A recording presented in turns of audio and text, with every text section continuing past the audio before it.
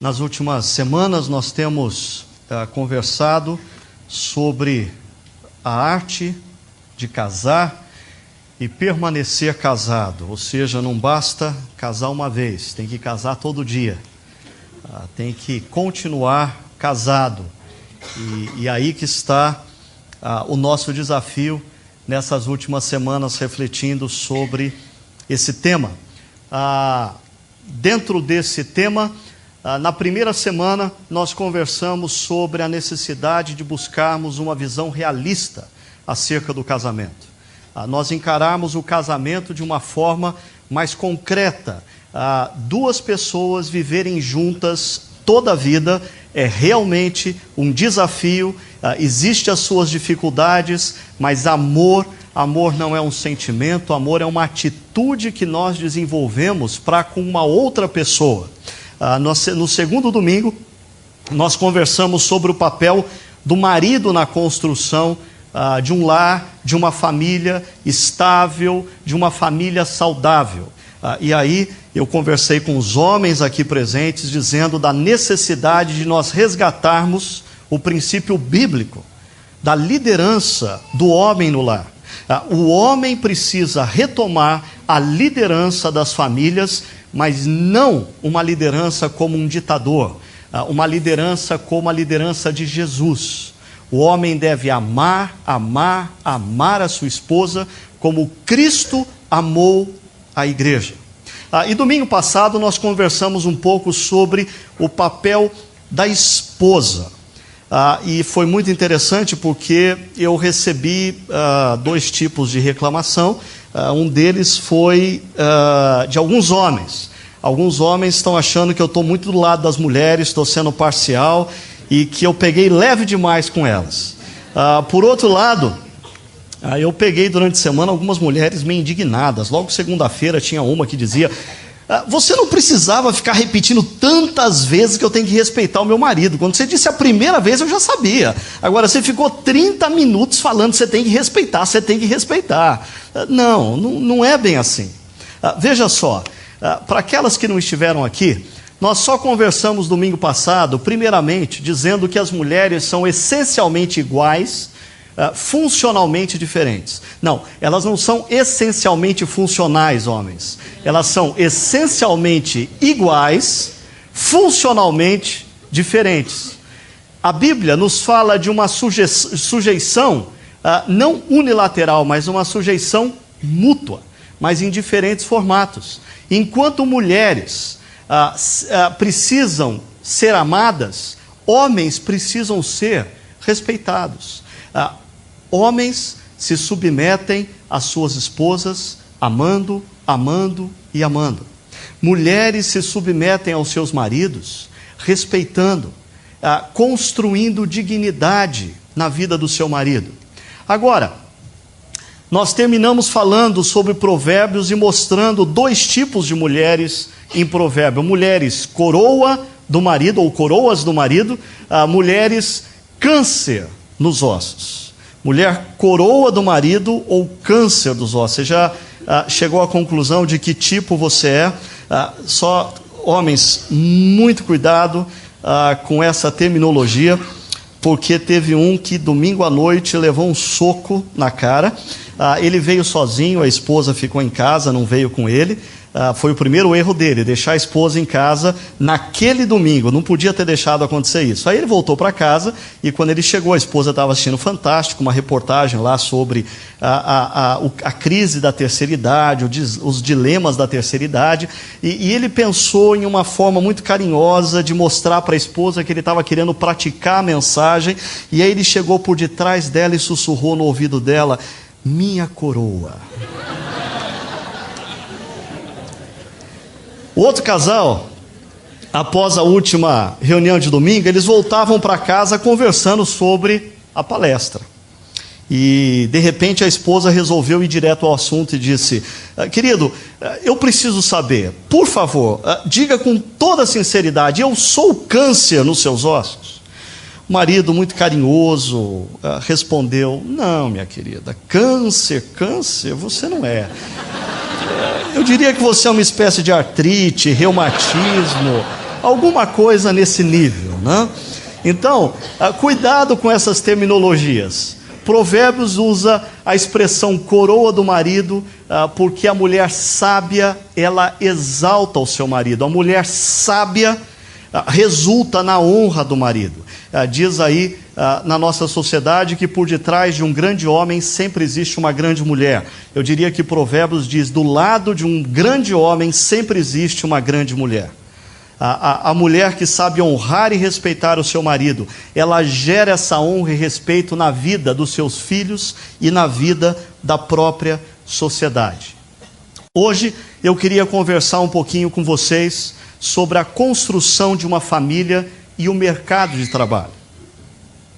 É mais um domingo que eu estou me arriscando ao abrir a Bíblia e estudar com vocês o que a Bíblia diz acerca das nossas vidas.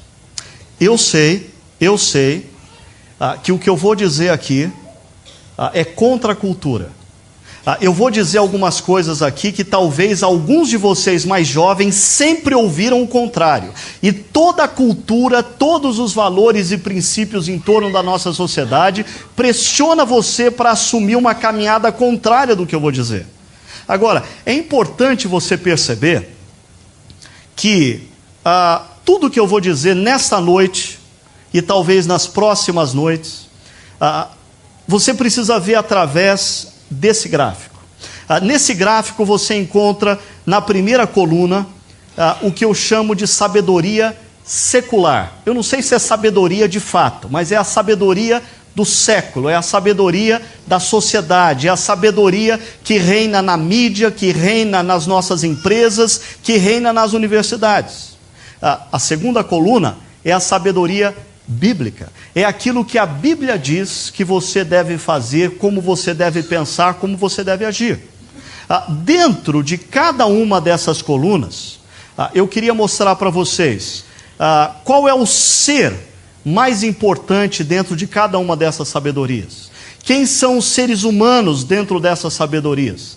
Qual é o propósito final da vida? O que é liberdade? Qual é o centro da vida? E as demais áreas da vida, como se relaciona com o centro da vida? Quando você pega a sabedoria secular, o ser mais importante do universo é o próprio ser humano. O ser humano é a medida de todas as coisas. É ele quem determina o que é certo, o que é errado. E o rumo da história cabe ao ser humano determinar. Seres humanos, dentro da sabedoria secular, são indivíduos. São indivíduos. Seres individuais. O propósito da vida é a realização pessoal. Tudo na nossa sociedade convida indivíduos a se realizarem. Você tem que fazer tudo o que está ao seu alcance para ser feliz. Custe o que custar, não importa aqueles que vivem ao seu redor, nem muito menos aqueles com quem você assumiu alguma aliança, ou aqueles que você colocou no mundo. O que importa é você. Você tem o direito de ser feliz. O resto são parte da matéria-prima da sua realização pessoal. Liberdade é ser autônomo, é ter autonomia para fazer tão somente o que eu quero e não estar preso a nenhum princípio, a nenhum valor, a nenhum compromisso. O centro da vida é o mercado de trabalho. Não sei se você já parou para pensar nisso, mas a nossa sociedade ocidental capitalista, nos últimos 2 séculos, tirou o homem da família e colocou o homem no seu sentido de ser humano, homem e mulher, no mercado de trabalho. E os seres humanos nascidos nessa geração pensam que tudo se resume ao local de trabalho. Casa, para as gerações mais recentes, é um local que a gente volta no final do dia para tomar um banho, para descansar um pouco e comer alguma coisa, para no dia seguinte voltar para o mundo real, o mercado de trabalho. É claro, algumas empresas começam até a colocar o nome de família no seu grupo de empregados. mas elas não são de fato família. As demais áreas vivem para suportar o mercado de trabalho. Sabe o que pais fazem hoje? Durante 20 e poucos anos, eles preparam seus filhos para o mercado de trabalho. Eles preparam matéria-prima para as grandes empresas. Um pai está sempre preocupado aonde meu filho vai trabalhar, o que ele vai ser. O mercado de trabalho é o centro da vida? A sabedoria bíblica diz que o ser mais importante no universo não é o homem, não é a mulher. Homem e mulher são seres criados à imagem e semelhança de Deus. Mas sem Deus eles jamais viriam a existir. Nada do que nós vemos viria a existir sem Deus. Deus está no centro do universo. Os seres humanos não são indivíduos, biblicamente, são pessoas. Pessoas são seres relacionais, são seres comunitários. O homem e a mulher criados à imagem e semelhança de Deus são pessoas criadas à imagem e semelhança de um Deus trino, de um Deus comunitário. Nós fomos criados para relacionamentos, nós não fomos criados para vivermos para nós mesmos. Quando nós tentamos viver para nós mesmos, isso dá um curto-circuito, porque internamente nós fomos criados para nos relacionarmos.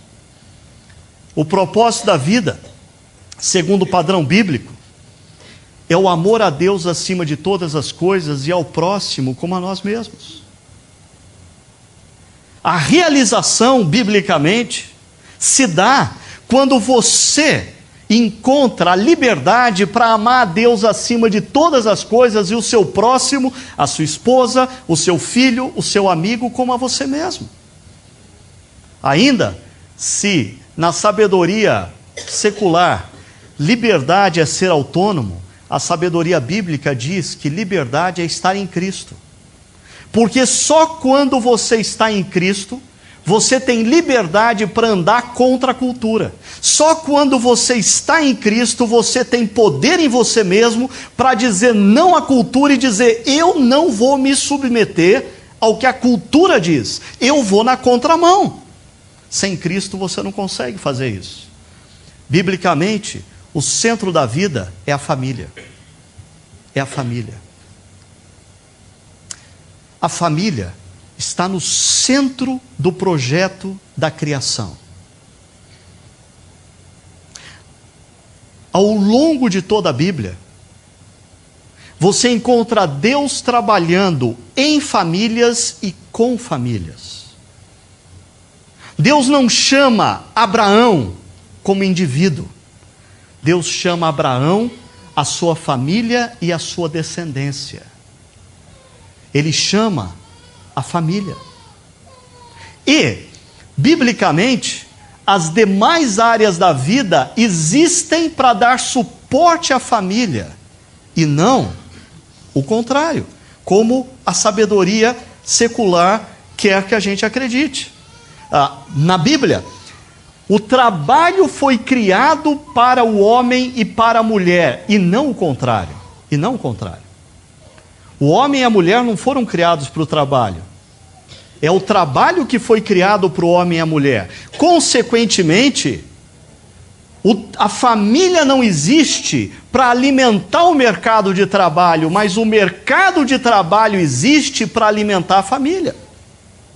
Toda vez que o mercado de trabalho se torna mais importante do que a família na mente e no coração de uma pessoa, ela deixou de fazer o mercado de trabalho um meio e fez do mercado de trabalho um fim. E isso não vai dar certo. Porque o mercado de trabalho é um meio para você suportar o projeto central que é a família, e não o contrário. Na visão bíblica, é o trabalho que deve estar a serviço do ser humano e não o contrário. Não foi o homem que foi criado para o trabalho, mas o trabalho que foi criado para o homem. Para quê? Para que o homem, através do trabalho, desenvolva toda a criatividade de seres criados à imagem e semelhança de Deus, para que ele possa exercer essa criatividade para a honra e para a glória de Deus e para que ele possa gerar sustento para a sua família. Biblicamente, homens e mulheres trabalham a partir da família e trabalham para a família. Eu vou chegar lá, mas uma pessoa me escreveu um e-mail umas 2 semanas atrás, dizendo: olha, Ricardo, você passou rapidamente na questão lá do homem ser o responsável pelo trabalho, porque a maldição do suor do rosto veio sobre o homem, a maldição da mulher são as dores da maternidade. Mas em Provérbios 31, a mulher, ela sai para trabalhar, sai. Mas é interessante como em Provérbios 31, a mulher trabalha a partir do lar e para o lar. O projeto central é o lar. Detalhe, o homem também deveria ser assim. Todo trabalho deveria partir do lar e visar o lar, e não o contrário. Deixa eu mostrar para vocês a falácia da sabedoria secular, primeiramente para os homens. Como que eu vou mostrar isso? Eu preciso ir para a literatura secular. Um levantamento realizado pelo jornal A Folha de São Paulo, com 75 executivos de grandes empresas, aponta o seguinte entre eles. Primeiro, 81% deles se dizem satisfeitos ou plenamente satisfeitos em relação à profissão que eles ocupam. 92% estão contentes com o trabalho. 84% vislumbram ascensão profissional, e isso os deixa empolgados. Mas detalhe, apesar de todo esse contentamento, quando o campo da pesquisa é a profissão, quando as perguntas se direcionam à vida pessoal e à família desses executivos, 43% não se sentem satisfeitos com o equilíbrio entre trabalho, família e outras áreas da vida. Em outras palavras, quase que a metade deles são bem-sucedidos profissionalmente, mas são infelizes porque as suas famílias ou a vida pessoal não está em ordem. Quem sabe a outra metade nem considera mais a família porque é solteiro ou divorciado. Deixa eu chamar 2 testemunhas do meio corporativo para depor ao meu favor hoje. Primeiro é Robert Wong. Robert Wong foi eleito pela revista inglesa The Economist um dos 200 headhunters mais importantes do mundo, e ele é autor de um livro chamado O Sucesso Está no Equilíbrio. Vou repetir, O Sucesso Está no Equilíbrio. Nesse livro, ele defende, veja só, a incapacidade da carreira profissional promover qualquer tipo de felicidade consistente. É alguém, um líder do mundo corporativo, dizendo que o mercado de trabalho não tem felicidade consistente para te oferecer. Você vai correr, você vai transpirar, você vai dar a sua vida para o mercado de trabalho, e a única coisa que o mercado de trabalho tem para te oferecer é felicidade temporária, é felicidade enquanto você está por cima, é felicidade enquanto você fez um bom negócio. Na semana seguinte, essa felicidade se diluiu. Um mês depois, as pessoas não se lembram do seu feito. Anos mais tarde, nem se lembram do seu nome. No seu livro, O Sucesso Está no Equilíbrio, ele propõe a necessidade de se conciliar, atenção, a vida profissional com a pessoal e a espiritual, para se atingir a felicidade. Falando do mundo corporativo brasileiro, o Robert Wong afirma que, veja só, não sou eu que estou dizendo, é ele, a maioria dos executivos e gerentes de alto escalão é infeliz. E destaca que a felicidade não está em um bom cargo, aquele que talvez alguns de nós estamos à procura, altos salários, prêmios, bônus ou promoções. Ele afirma no seu livro, abre aspas, O que eu tenho visto nesses meus 23 anos de trabalho com executivos é que esses fatores geram uma felicidade momentânea, circunstancial. Passado este período, o executivo torna-se infeliz. Poucos têm a verdadeira felicidade. E aí, observação minha, aonde será que o próprio Robert Wong pode encontrar o que ele chama de verdadeira felicidade? A verdadeira felicidade, completa ele, que independe de fatores externos. Deixa eu chamar a minha segunda testemunha. Stephen Kanitz. Ele escreveu um artigo na revista Veja, do dia 20 de fevereiro de 2002, intitulado Família em Primeiro Lugar. Deixa eu ler para você só um pedaço desse artigo. Ele diz assim: há 20 anos presenciei uma cena que modificou radicalmente minha vida. Foi num almoço com um empresário respeitado e bem mais velho que eu. Ele era um dos poucos engajados no social, embora fosse pessoalmente workaholic. O encontro foi na própria empresa. Ele não tinha tempo para almoçar com a família em casa, nem com os amigos no restaurante. Os amigos tinham que ir até ele. Ele se confundia com a empresa. Seus olhos estavam estranhos. Achei até que vi uma lágrima no olho esquerdo. Bobagem minha, pensei. Homens não choram, especialmente na frente de outros. Mas durante a sobremesa, ele começou a chorar copiosamente. Fiquei imaginando o que eu poderia ter dito de errado. Supus que ele tivesse lembrado dos impostos pagos no dia, impostos que ele sabia que nunca seriam usados para o social. Mas aí, esse empresário rompeu o choro dizendo: minha filha vai se casar amanhã. E só agora caiu a ficha. Eu fui um tremendo de um workaholic e agora percebo que mal a conheci. Conheço tudo sobre meu negócio, mas mal conheço minha própria filha. Dediquei todo o tempo à minha empresa e me esqueci de me dedicar à família. Kanitz volta dizendo: voltei para casa arrasado. Por meses eu me lembrava dessa cena patética e sonhava com ela. Prometi a mim mesmo e a minha esposa que nunca aceitaria seguir uma carreira assim. Ele completa o artigo dele dizendo assim: colocar a família em primeiro lugar tem um custo com o qual nem todos podem arcar. Que custo é esse? Implica em menos dinheiro, fama e projeção social. Menos dinheiro, menos fama, menos projeção social. Muitos de seus amigos poderão ficar ricos, mais famosos que você, e um dia olhá-lo com desdém. Nessas horas, o consolo é lembrar um velho ditado que define bem por que priorizar a família. Vale a pena. Diz o ditado: nenhum sucesso na vida compensa um fracasso no lar. Qual o verdadeiro sucesso de ter um filho drogado por falta de atenção, carinho e tempo para ouvi-lo no dia a dia? De que adianta fazer uma fortuna para ter de dividir pela metade num ruidoso divórcio e pagar pensão à ex-esposa para o resto da vida?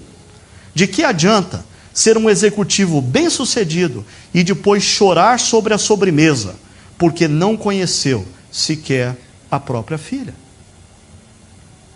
Parece que no mundo corporativo, pessoas dizem constantemente que o mercado de trabalho não pode nos oferecer o que tantos de nós estamos à procura.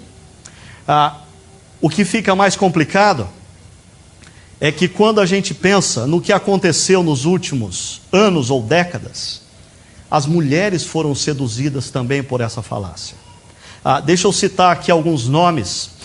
Saiu uma reportagem na revista Veja, uma Veja especial Mulher de junho agora, de 2006, onde essa Maureen Dowd, autora do livro Os Homens São Necessários? Quando os Sexos Colidem. Ela aponta para o fato de que uma outra feminista dos anos 60, Gloria Steinem, queria que as mulheres deixassem de ser esse robô responsável pelas tarefas domésticas e para a educação de criança. Liberdade, mulheres! Nós precisamos de liberdade. E como nós vamos alcançar a liberdade? Entrando no mercado de trabalho. O mercado de trabalho vai nos dar a liberdade que nós tanto sonhamos. Paralelamente a Gloria Steinem, uma outra ativista do movimento feminista, Simone de Beauvoir, ela dizia que, veja só, a mulher tinha que se libertar economicamente, e filhos eram um entrave, uma pedra no caminho, uma responsabilidade que não dava para assumir sem abrir mão de suas conquistas urgentes. A partir de pensamentos dessas feministas e de outras, começaram então a pipocar programas de TV, revistas, trabalhos acadêmicos, repensando o tal papel da mulher. E a grande questão era a liberdade, ou seja, a independência, a autonomia. Essa era a grande promessa às mulheres que ingressassem no mercado de trabalho. Bom, seria interessante a gente parar só um pouquinho aqui, para pensar nesse conceito autonomia, independência. Independência é bom? É bom ser autônomo? Eu queria lembrar vocês que independência foi a promessa de Lúcifer para a primeira mulher. Lúcifer disse: se você comer daquele fruto, você vai ser como Deus, e aí você não vai mais precisar de Deus. Foi assim que o primeiro homem e a primeira mulher geraram toda essa complexidade que nós vivemos hoje. A proposta era independência. Essa promessa de autonomia é sedutora desde o princípio e continua inserida em muitas das propostas culturais que nos cercam. Em nossa cultura, independência tem uma boa conotação. Autonomia é uma virtude. No entanto, esposas que abandonaram seus maridos em busca de independência encontraram mais amargura do que liberdade. Filhos que se rebelaram contra seus pais para seguirem seus próprios caminhos conquistaram mais cicatrizes do que liberdade. E homens que deixaram suas famílias em busca de independência encontraram mais destruição do que liberdade. A conclusão, eu diria, é que pessoas que vivem em função de alcançar sua independência tornam-se escravos de seus próprios desejos. Eu vou repetir. Pessoas que vivem em função de alcançar independência tornam-se escravos dos seus próprios desejos. Princípios, bons princípios, nos libertam da tirania dos nossos desejos. Uma criança entregue aos seus próprios desejos se destrói e destrói uma família. Um marido entregue aos seus próprios desejos destrói a sua vida e a vida da sua família. Uma esposa entregue aos seus próprios desejos destrói a sua vida e a vida da sua família. Jovens entregues ao seu desejo fazem mal a si mesmo e à sociedade. Por isso, Deus nos colocou princípios. Por quê? Porque princípios nos libertam dos nossos desejos. E quem quer alcançar independência total, acaba se tornando simplesmente escravo do seu próprio desejo. O alvo era independência. E aí então vem o reflexo na vida da mulher, que é a ausência de filhos, com a grande revolução que acontece nos anos 60, com a descoberta da pílula.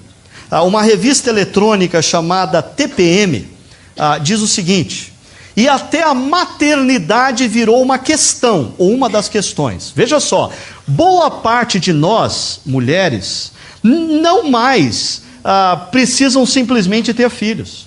Temos uma fila de coisas para resolver antes.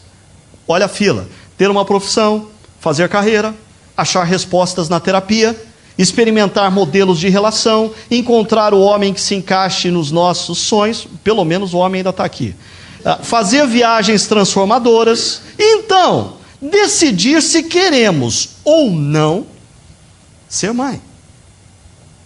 Uma outra consequência foi a entrada da mulher no mercado de trabalho. Veja só o que acontece com o mercado de trabalho no Brasil hoje. Primeiro, as mulheres representam 40% do mercado de trabalho brasileiro, 44% do mercado de trabalho. Das vagas que surgem no mercado, 70% são ocupadas por mulheres.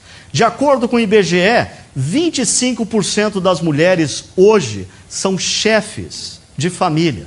A proporção para a formação superior é de 20% das mulheres contra 15% dos homens, ou seja, as mulheres se formam mais nas universidades do que os homens.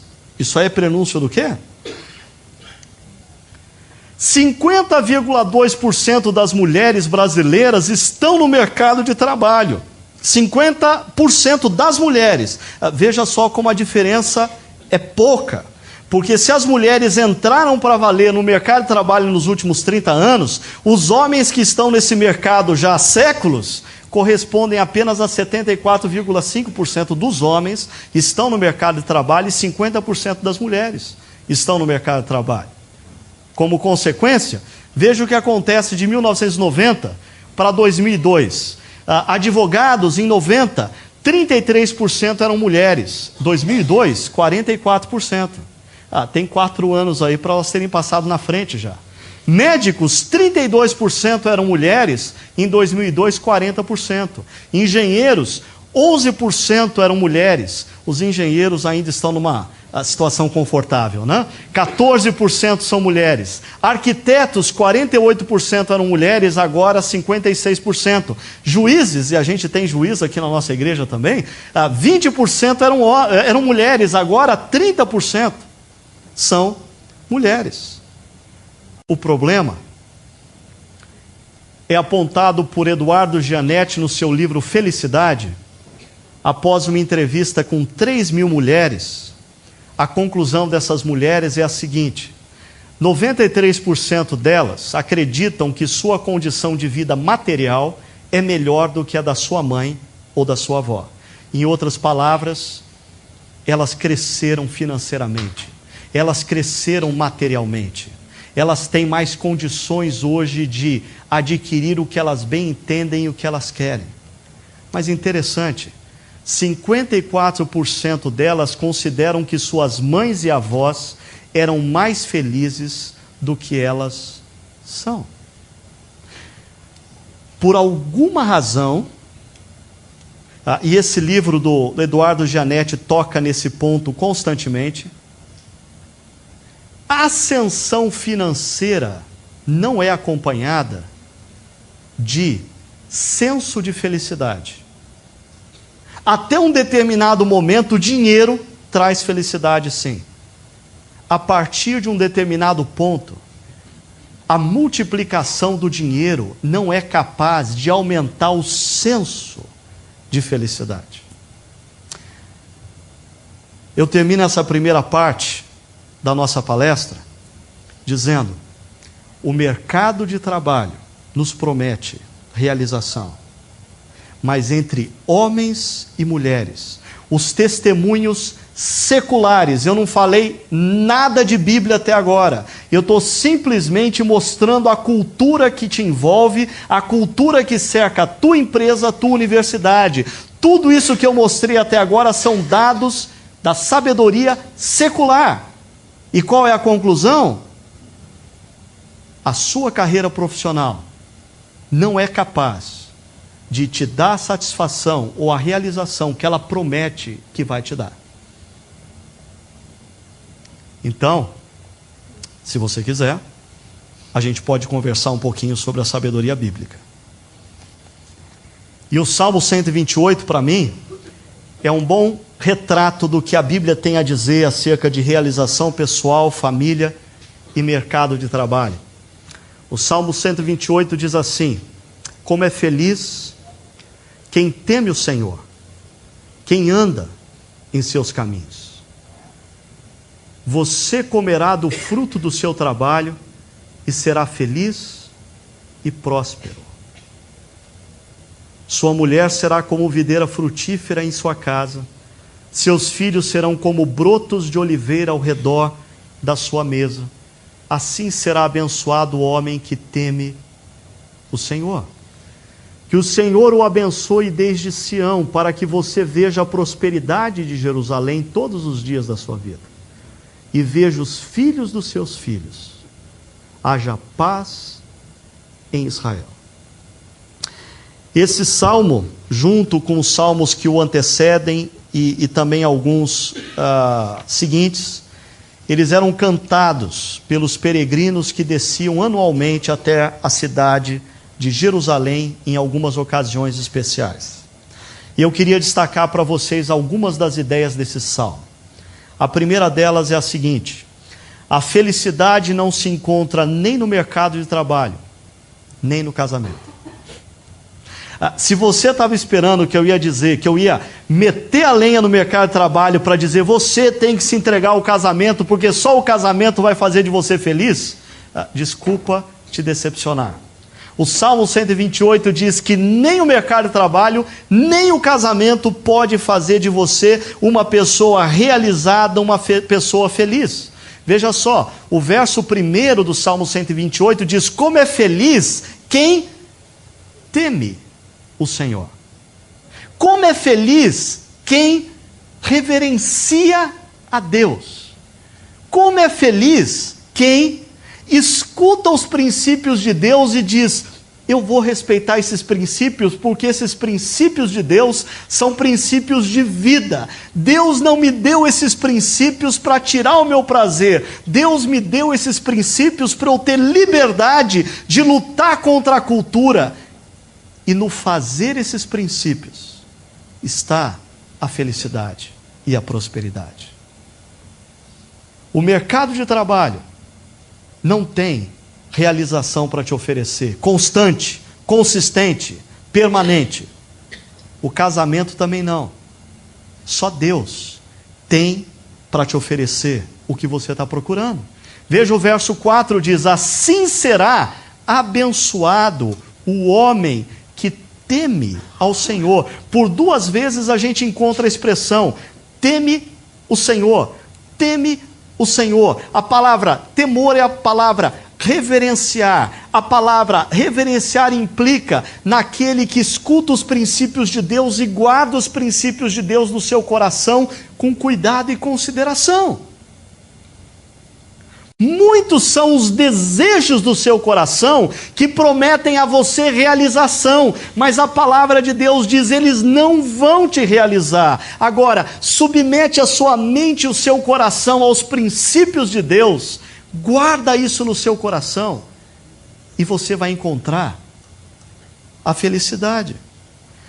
Interessante que esse tema, temor ao Senhor, como feliz é o homem que teme, como abençoado é o homem que teme, nos faz lembrar o Salmo 1 que diz: como é feliz aquele que não segue o conselho da sua geração, não imita a conduta da sua geração, nem se assenta na roda daqueles que zombam de Deus na sua geração. Ao contrário, a satisfação, a felicidade, a realização deles está na lei do Senhor. E nessa lei, nesses princípios, eles meditam de dia e de noite. E como consequência, o que acontece? Eles serão como uma árvore plantada à beira de águas correntes. Pode vir o tempo da seca, pode vir o tempo da estiagem, mas essa árvore continua verde, continua florida, e ela no tempo certo dá os seus frutos. Suas folhas nunca murcham. Tudo, absolutamente tudo, o que esse que teme ao Senhor e confia nele faz, tudo lhe prospera. O autor de Eclesiastes parece que tinha consciência de que o mercado de trabalho não podia dar a ele a realização. No capítulo 2 ele diz o seguinte: lancei-me a grandes projetos, construí casas. Ele resolveu ser construtor na cidade de Campinas, mas aí ele entrou no agronegócio e ele plantou vinhas, ele fez jardins e pomares, Neles plantei todo tipo de árvore frutífera. Aí ele resolveu trabalhar para a Sanasa, obras públicas. Construí também reservatórios. Comprei escravos e escravas. Pagava mal aos funcionários para ter mais lucro. Além disso, tive também mais bois e ovelhas do que todos os que viveram antes de mim. Ajuntei para mim prata e ouro. Entrou no mercado financeiro. Você quer um cara mais próspero do que esse?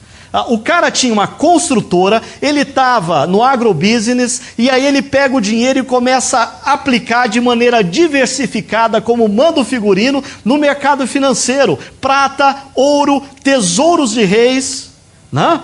Títulos do governo e assim por diante. Depois de fazer tudo isso, olha a conclusão dele no verso 11. Contudo, quando avaliei tudo que as minhas mãos haviam feito e trabalhado, que eu tanto me esforçara para realizar, percebi que tudo foi inútil. Foi correr atrás do vento. Não há nenhum proveito no que se faz debaixo do sol. A realização que o mercado de trabalho pode te oferecer, eu não estou dizendo que ela não é boa. Eu só estou dizendo que ela é passageira. Eu não estou dizendo que ela não é digna de se desejar. Eu só estou dizendo que ela não é digna de se deixar refém dela. Por quê? Porque ela promete algo que ela não pode te oferecer. Agora, para aqueles que ainda não engoliram. Tá bom, Ricardo. Ok. Mercado de trabalho não pode me dar felicidade, mas dizer que um bom casamento não vai me dar felicidade, aí você está apelando. Bom, um bom casamento também vai te dar alguma felicidade, mas o que eu estou dizendo é que se você pretende se casar para ser feliz, desculpa estragar o teu prazer, mas você vai se dar mal. Ok, deixa eu chamar uma testemunha secular. A revista da Associação de Psicologia dos Estados Unidos publicou um artigo mostrando que durante 11 anos uma equipe de cientistas observou 24 mil casais e concluiu que a felicidade é uma experiência íntima de cada pessoa. No artigo inteiro, o que eles dizem? Quem é infeliz solteiro vai continuar infeliz no casamento. Por quê? Porque se você pretende fazer da outra pessoa matéria-prima da sua felicidade, você vai cair do cavalo. E aí, eu volto a lembrar para vocês uma frase que eu menciono em toda a cerimônia de casamento que eu realizo, do Walter Trobit. Se você quer ser feliz, não se case. Se você quer ser feliz, não se case. Agora, presta atenção na segunda parte. Mas se você quiser fazer alguém feliz, então se case. Eu diria que de cada 3 casamentos que não dão certo, 2 têm como razão pessoas que se casaram para ser feliz, não para fazer o outro feliz. Elas tinham um buraco existencial, e ao invés de resolver primeiro esse buraco existencial, e lembre-se que só Deus pode suprir essa lacuna existencial que tem dentro da gente, e essa pessoa resolve trocar a dor da solidão pela dor de um mau casamento. E a dor de um mau casamento, ela é imensamente pior do que a dor da solidão. Por isso, o casamento não pode nos fazer feliz. A única coisa que pode nos fazer feliz, segundo o Salmo 128, é o temor, é a reverência, é seguir os princípios de Deus. A segunda coisa que o Salmo 128 nos diz é que o trabalho é uma fonte de sustento para a vida, mas detalhe, não a própria vida. Não confunda a fonte de sustento para a vida com a vida. O trabalho não é a vida, o trabalho é fonte de sustento para a vida. Veja só, verso 2 diz: você comerá do fruto do seu trabalho e será feliz e próspero. É claro, A gente não pode menosprezar o fato de que aqui no Salmo 128, também existe espaço para realização. Você será feliz e próspero. Mas lembre-se, a felicidade e a prosperidade não é originária do trabalho. É do verso 1, é do Senhor. É do Senhor. O trabalho é fonte de sustento, mas não é a própria vida. A felicidade e a prosperidade descritas nesse verso, no verso 2, não são provenientes do mercado de trabalho em si, mas da relação de intimidade e reverência para com Deus. Além disso, já eu vou mostrar para vocês, mas o verso 3, ele acrescenta ao trabalho, verso 3a, a esposa, verso 3b, filhos. Nesse sentido, a tese levantada por Robert Wong, de que o sucesso está no equilíbrio, já era pregada pela Bíblia pelo menos 3.000 anos atrás. A felicidade está em um homem trabalhar e usufruir do trabalho para o sustento da sua vida. Ter uma esposa para dedicar o seu amor, ou ter um marido para dedicar a sua honra, e ter filhos que funcionam como, deixa eu mostrar para vocês já.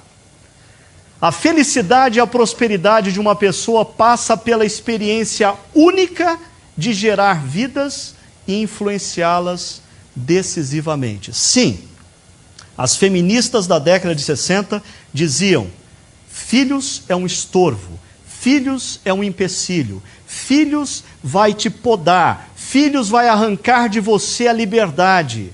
A cultura e a sabedoria bíblica diz: filhos são herança do Senhor, filhos vão ajudar você a crescer rumo à maturidade. Veja só o que diz o verso 3: sua mulher será como videira frutífera em sua casa, seus filhos serão como brotos de oliveira ao redor da mesa. Videira frutífera. O que a gente faz a partir da videira? Não o que a videira faz uva. Mas o que a gente faz a partir da videira? Vinho. O vinho, na antiguidade, é sinônimo do prazer e da alegria. A esposa, para a vida de um homem, é fonte de prazer e alegria. Mas filhos são como brotos de oliveira. O que a gente faz da oliveira? A oliveira faz azeitona, mas a gente faz da oliveira azeite. Na antiguidade, o azeite era usado não na culinária, mas na terapia. O azeite tinha uma função curativa na antiguidade. Filhos nos curam. Filhos nos curam da nossa individualidade, do nosso individualismo desacerbado. Não curam? Todo mundo aqui que frequenta a comunidade conhece a minha tese do pudim. Filhos nos curam do nosso individualismo doentio, filhos nos curam do nosso narcisismo, filhos nos curam do nosso hedonismo, filhos nos curam, filhos nos convidam a crescer. É incrível isso, mas filhos, se eles pudessem falar logo que eles nascem, as primeiras palavras deles seriam: mamãe, cresça, papai, cresça, é hora de vocês amadurecerem, acabou a infância, agora vocês são adultos e para cuidar de mim vocês precisam crescer. Não é verdade? Filhos nos curam dessa síndrome de Peter Pan, dessa adultescência. Filhos nos pressionam a crescer, por isso eles acabam sendo cura. Eu não posso negar, e aqui eu vou entrar num assunto um pouquinho mais complicado, que o Salmo 128, quando coloca a mãe e os filhos em paralelo, poeticamente no hebraico, ele está indicando uma relação entre a mãe e os filhos, muito mais intensa do que a relação do homem com os filhos. Nessa revista eletrônica TPM, eu achei interessante uma pesquisa que eles colocaram lá, e nessa pesquisa tinham 4 opções para as mulheres responderem. O que é ser mãe? Mãe, primeiro, é padecer no paraíso. Mãe é padecer no inferno. Mãe é padecer na terra. Mãe é simplesmente padecer.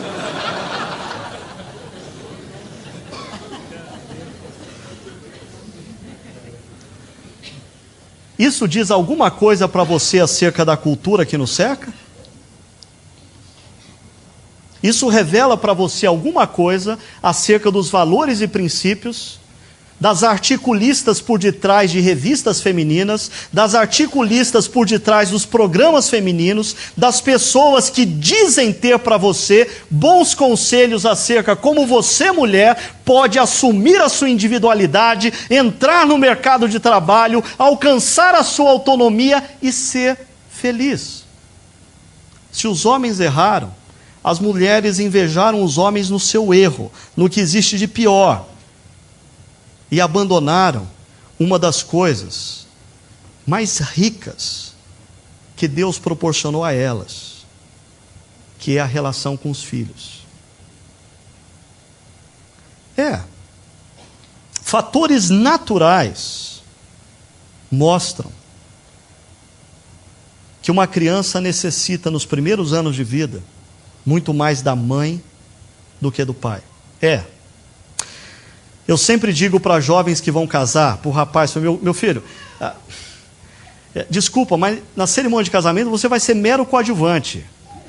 Você só vai aparecer se você entrar de terno vermelho, porque é a noiva que está no centro da festa. Todo mundo quer ver a noiva. Eu nunca vejo as mulheres, ai, que noivo bonito, você viu o terno do noivo? Não, está todo mundo olhando para a noiva. Nos primeiros anos de vida de uma criança, o pai pensa que é importante. Engana que eu gosto. O que a criança precisa, essencialmente, é de uma relação com a mãe. Primeiro, porque uma vez que o vínculo que essa criança criou com a mãe já no ventre, a mãe é o único elo dessa criança com o mundo exterior. E quando essa criança vem ao mundo exterior, ela continua olhando para a mãe como vínculo com o mundo exterior. A fonte de alimentação de uma criança é sua mãe. Por mais que eu tentei ajudar a Sônia, durante o tempo que as crianças eram bebês, eu não tinha um negócio que as crianças queriam tanto. Eu podia levantar, pegar a criança e trazer para a Sônia, mas o que elas queriam era a Sônia. Jacques Lacan também nos fala da importância do olhar da mãe para a criança. Crianças que têm contato visual com os olhos da mãe possuem profundas transformações interiores no seu senso de segurança, de amor e confiança para com o mundo. A amamentação, ela não é importante tão somente pelos aspectos físicos de uma criança, mas também emocionais. Porque na amamentação a criança sente o corpo da mãe e enxerga os olhos da mãe. Aqui, 3 verdades bíblicas sobre essa questão.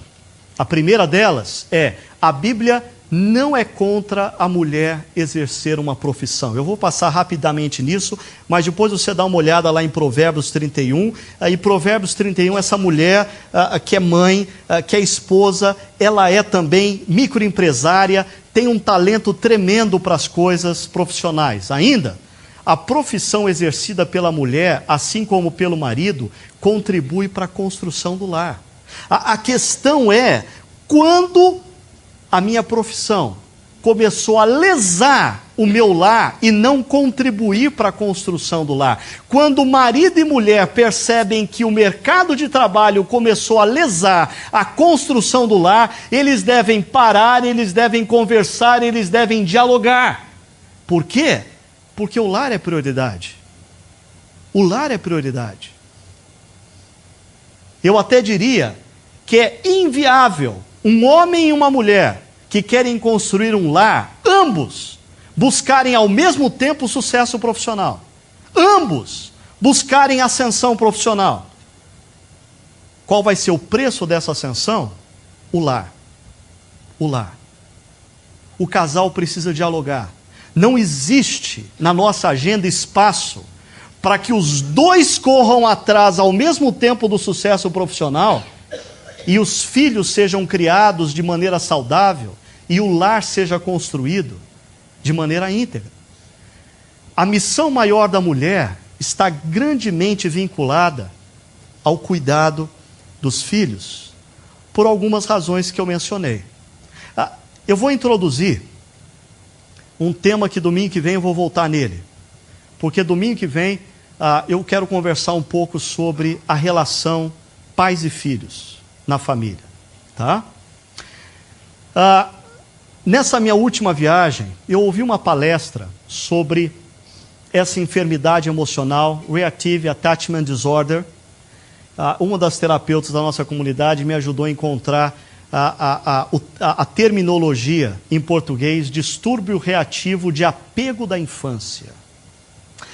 Me chamou muito a atenção porque especialistas norte-americanos têm estudado profundamente esse tema, procurando mostrar como muito da delinquência juvenil que acontece nos Estados Unidos hoje, a violência entre homens e mulheres, o aumento do divórcio, está relacionado a uma enfermidade emocional numa geração que nasceu nos anos 60 e 70. Coincidências à parte. Do que eles falam?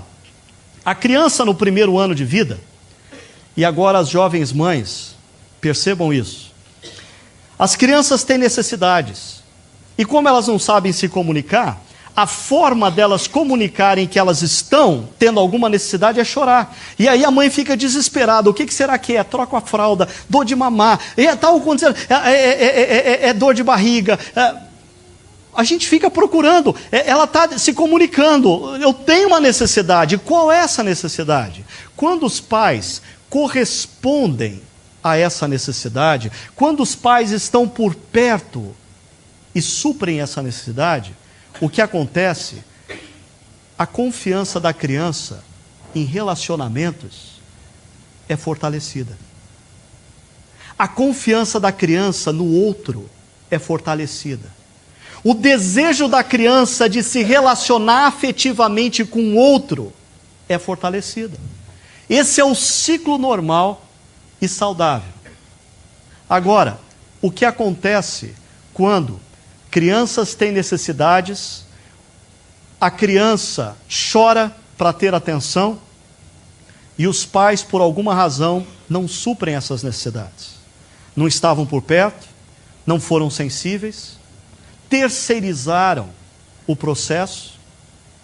Essa criança alimenta a desconfiança na relação, a desconfiança no ser humano, a desconfiança que o ser humano pode suprir suas necessidades. A criança cria mecanismos para absorver a dor que está sentindo e passa a ser insensível inicialmente à sua dor, para futuramente ser uma criança que não tem qualquer sensibilidade para com a dor do outro.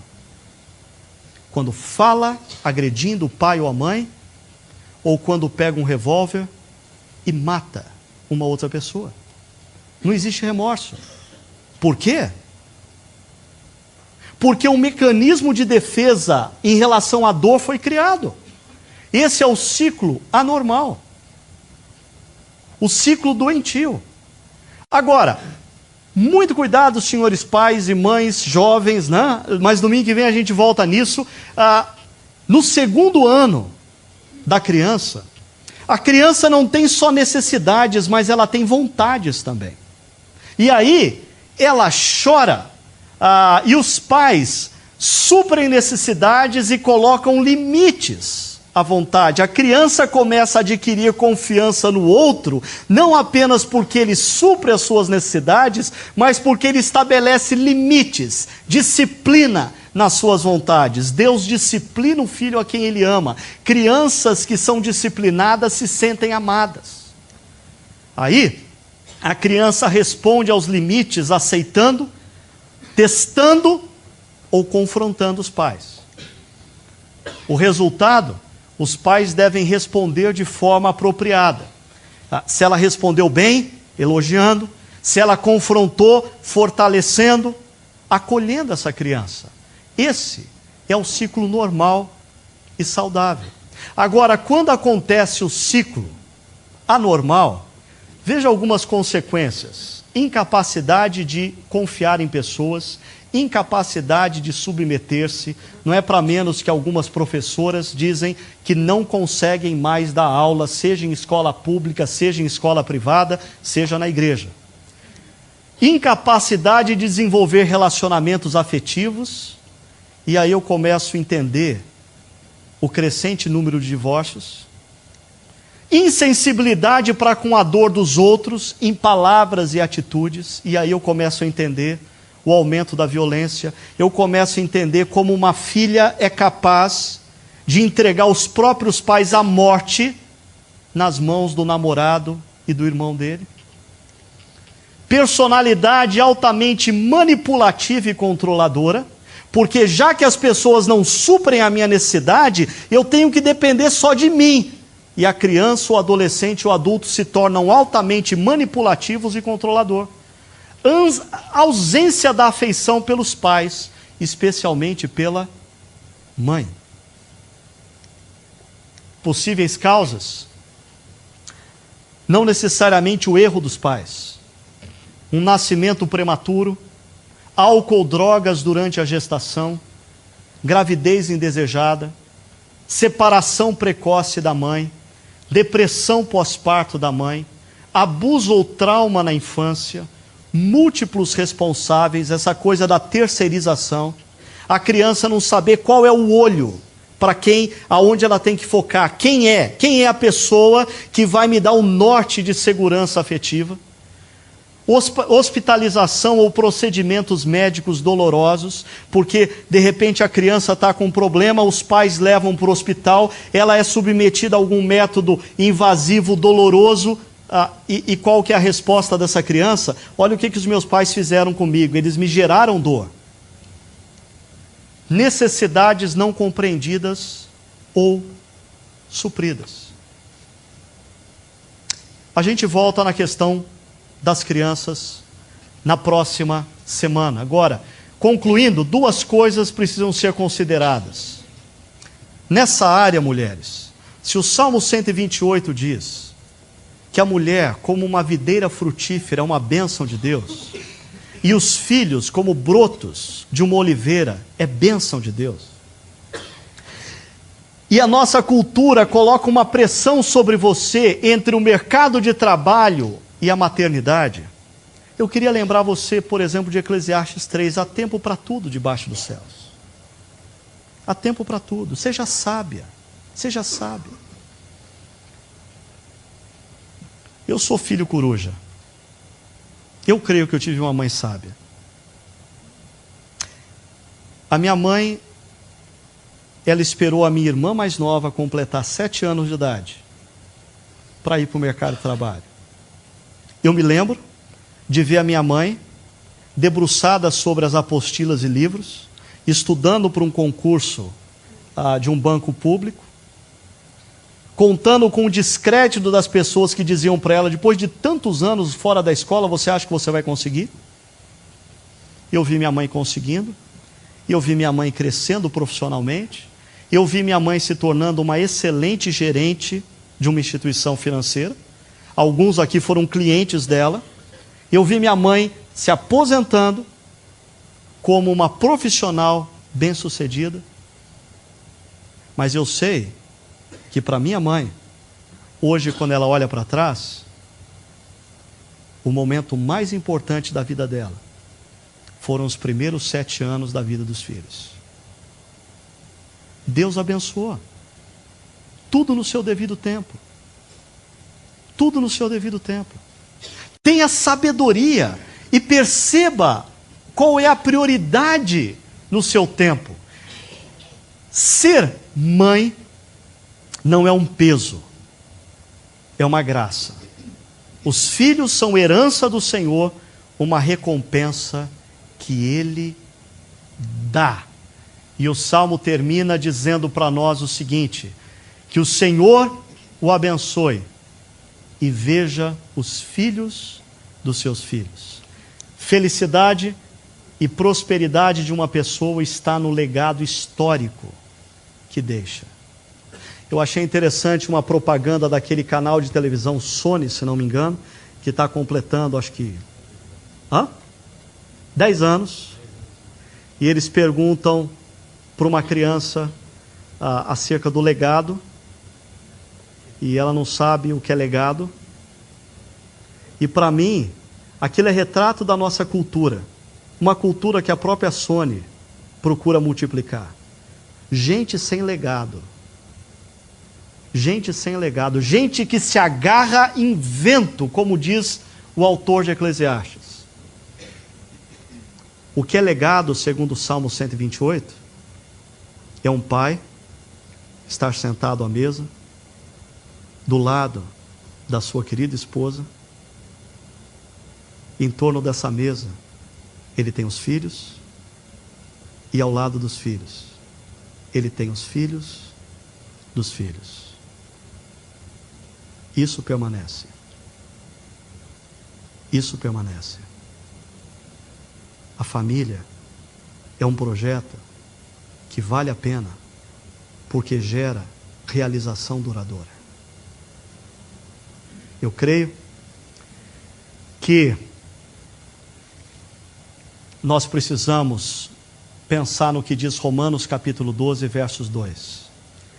Não se amoldem ao padrão desse mundo, mas transformem-se pela renovação de sua mente, para que sejam capazes de experimentar e comprovar a boa, agradável e perfeita vontade de Deus. Romanos 12, 2. Eu queria convidar você hoje, pai, a pensar se você não precisa hoje se voltar para sua esposa e para os seus filhos e dizer: me perdoe, eu apostei mais na carreira profissional do que na relação com vocês. Mães, talvez seja o seu dia de se voltar aos seus filhos e dizer: me perdoe, porque ao invés de eu me dedicar a vocês, eu me dediquei a uma empresa que só o dono enriqueceu. Por favor, na espiritualidade cristã não existe lugar para remorso, existe lugar para arrependimento. Arrependimento gera gente que diz: me perdoe, e se apropria do perdão, levanta e continua a caminhada do jeito que Deus quer. Não, nunca é tarde para recomeçar. Nunca é tarde para recomeçar a relação com seu filho, nunca é tarde para recomeçar a relação com a sua filha, nunca é tarde para recomeçar a relação com a sua esposa, nunca é tarde para recomeçar a relação com seu esposo. Basta você perceber o que a cultura atual está fazendo de cada um de nós e dizer: eu não vou deixar que a cultura me molde. Eu quero ser moldado pelos princípios de Deus, porque feliz é o homem que teme ao Senhor e segue os princípios de Deus. Eu quero convidar você agora para um momento muito especial. Queria convidar você a, por alguns instantes, curvar sua cabeça, fechar os seus olhos. As luzes vão abaixar um pouquinho. E eu queria convidar você para um momento de oração. Um momento de você pedir a Deus. Pedir a Deus. Para que Ele atue no seu coração e na sua mente. Fazendo nessa noite algo novo. Algo novo. Nós temos falado aqui sobre o casamento, sobre o papel da esposa, sobre o papel do marido, sobre o papel do mercado de trabalho. Mas em algum momento, alguém precisa tomar uma decisão e recomeçar. Convido você para estar em oração nesse instante.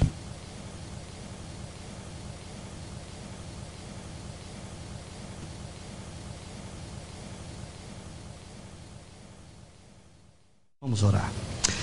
Querido Pai, nós queremos rogar a Tua bênção sobre as nossas vidas, especialmente daqueles casais que se encontram aqui nessa noite.